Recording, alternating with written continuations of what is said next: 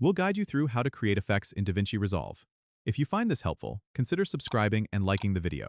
First, open DaVinci Resolve on your computer and make sure you're in the Edit page. You need to import your footage by dragging it into the media pool.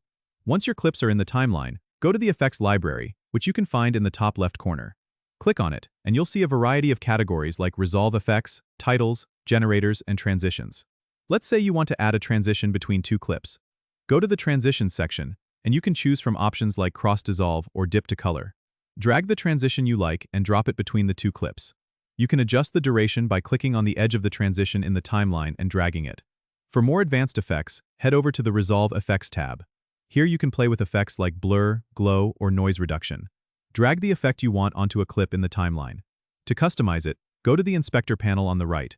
If you don't see it, click the Inspector button at the top to make it visible.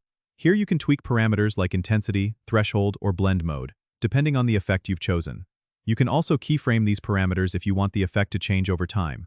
Simply click on the diamond icon next to the parameter you want to animate. After adding your effects, you can preview them by playing through your timeline.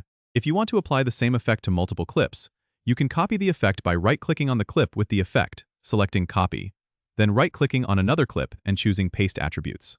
This will paste the effect settings onto the new clip. Once you're happy with your effects, don't forget to save your project. Click on File, then Save Project. Or simply press Command-S on a Mac or Control-S on Windows to ensure your work is saved. Creating effects in DaVinci Resolve can really enhance your video projects and make them look professional. Don't forget to subscribe and comment if this helped you out.